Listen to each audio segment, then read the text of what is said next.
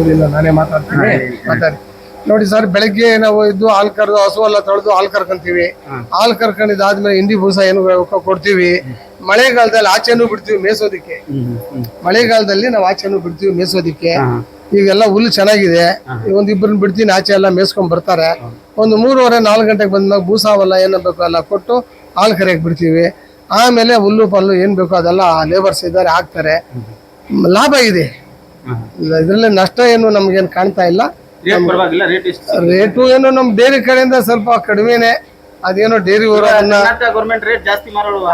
ಈಗ ಒಂಚೂರು ಮಾಡಿದಾರೇನೋ ಇಲ್ಲ. ಈಗ ಪ್ರೈವೇಟ್ ಬೇಕಾದಷ್ಟು ಜನ ಬರ್ತಾರೆ, ಬಂದವ್ರಿಗೂ ನಾವು ಕೊಡ್ತೀವಿ.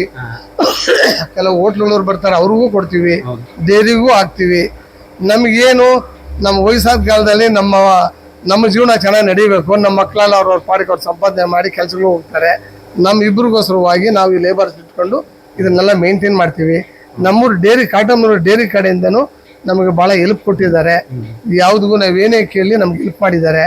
ಎಲ್ಲ ಊರುಗಳಲ್ಲೂ ಅವ್ರವ್ರ ಡೈರಿಗಳಲ್ಲಿ ಮಾತಾಡ್ಕೊಂಡು ಏನೇನಿದೆ ಕೇಳಿ. ನಮ್ಮ ಕಾಟಮನಲ್ಲೂರಿನಲ್ಲಿ ಹೇಳಿದ್ನಲ್ಲ ಮಂಜು ಅಂತ, ಅವ್ರು ಏನೇ ರೈತರ ಬಗ್ಗೆ ಇರ್ಬೋದು, ಹಸು ಕೊಟ್ಟಿಗೆ ಇರ್ಬೋದು, ನಮ್ಗೆ ಏನು ಬೇಕು ಅಂತ ಜನ ಅವ್ರಿಗೆ ಆನ್ಸರ್ ಮಾಡಿದ್ರೆ ಅವರೆಲ್ಲ ಹೆಲ್ಪ್ ಮಾಡೋಂಥ ಜನ.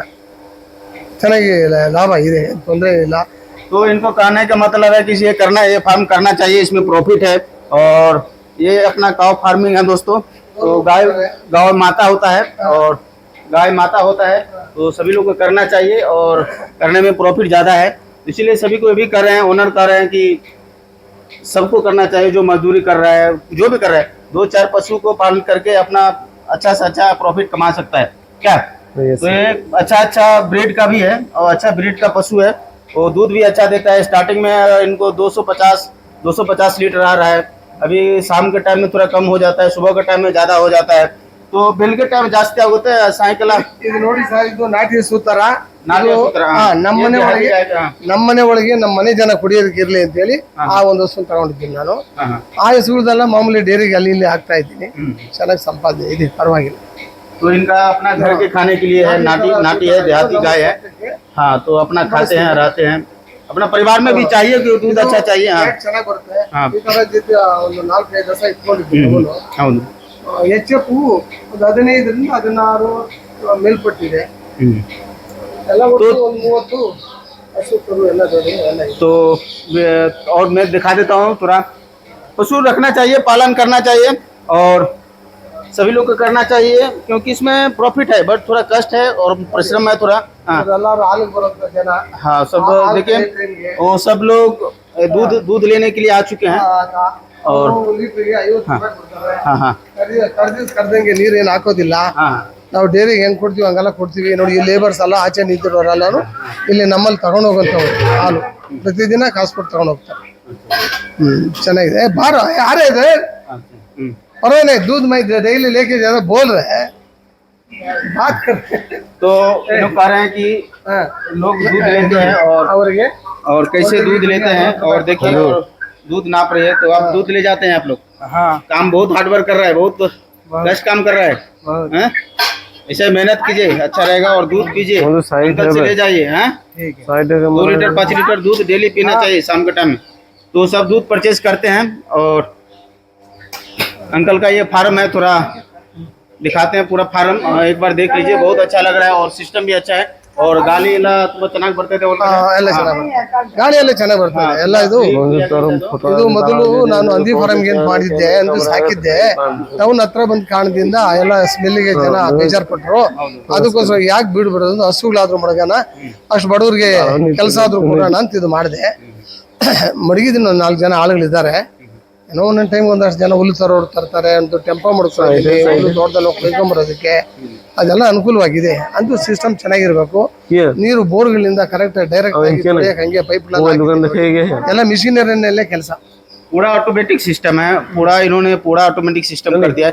इसी तरह कोई भी किसान इसी तरह करना चाहिए, और सेम इनका सिस्टम से देख कर कीजिए।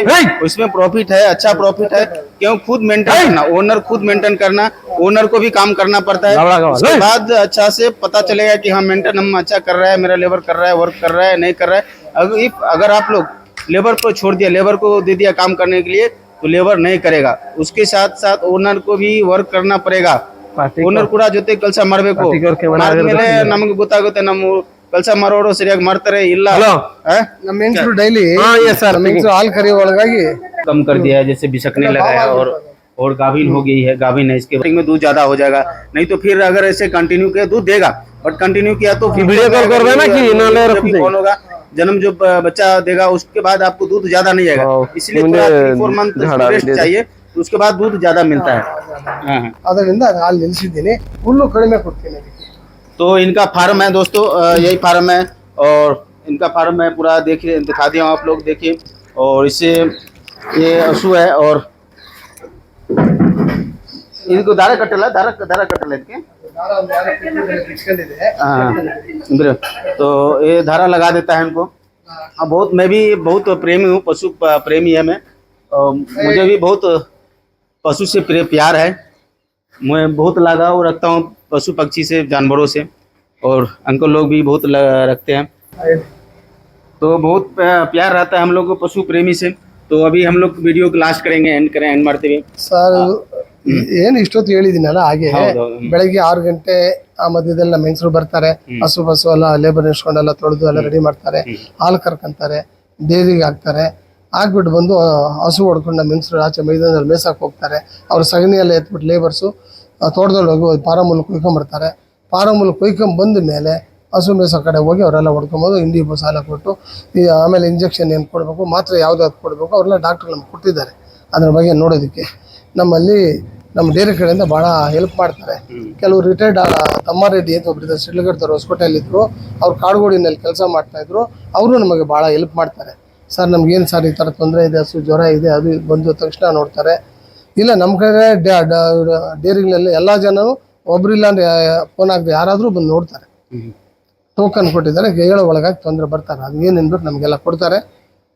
डेयरी कಡೆಯಿಂದ ಭಾಳ ಹೆಲ್ಪ್ ಇದೆ. तो दोस्तों वीडियो का एंड करते हैं, और आप लोग इन जो बोले हैं समझ चुके होंगे, और सभी को करना चाहिए. इसमें प्रॉफिट है, फायदा भी है, सभी कुछ है, नुकसान भी है. तो इसलिए ನುಕ್ಸಾನ ಆಗೋದಿಲ್ಲ. ನುಕ್ಸಾನ ನಾವು ನೋಡ್ಬೇಕಂದ್ರೆ ಸ್ವಂತ ನಾವು ಕೆಲಸ ಮಾಡಿದರೆ, ಮನೆ ಜನ ಮಾಡಿದ್ರೆ ಎಂದು ನಷ್ಟ ಆಗೋದಿಲ್ಲ. ಇದರಲ್ಲಿ ಎಷ್ಟೋ ಜನ ಬದುಕ್ತಾ ಇದ್ದಾರೆ. ನಾವು ಇದಕ್ಕೆ ಯಾಕೆ ಮಾಡಿದ್ವಿ ಅಂದ್ರೆ ಲೇಬರ್ಸ್ ನಮ್ಗೆ ನಷ್ಟ ಇದರಲ್ಲಿ ಏನಿಲ್ಲ, ಲಾಭದಲ್ಲೇ ಇರುತ್ತೆ. ಯಾರೇ ಮಾಡ್ಲಿ ಸ್ವಂತ ಜನ, ನಮ್ಮ ಮನೆ ಜನ ನಿಂತ್ಕೋಬೇಕಲ್ಲಿ, ಲೇಬರ್ ಕೈ ಕೆಲಸ ಮಾಡಿಸ್ಬೇಕು. ಮಡಗಿದ್ರು, ನಾವು ಕಣ್ಣಲ್ಲಿ ನೋಡಿದ್ವಿ, ಸೆಂಟ್ರಲ್ ಬಿಟ್ಟಿದ್ವಿ. ಈ ವಯಸ್ಸಾದ ಕಾಲದಲ್ಲಿ ಮಕ್ಕಳೆಲ್ಲ ಅವ್ರವ್ರ ಪಾಡಿಗೆ ಅವ್ರು ಬದುಕೋದಕ್ಕೆ ಫ್ಯಾಕ್ಟ್ರಿಗಳಿಗೆ, ಕಂಪ್ನಿಗಳಿಗೆ ಏನೇನೋ ಹೋಗ್ತಾರೆ.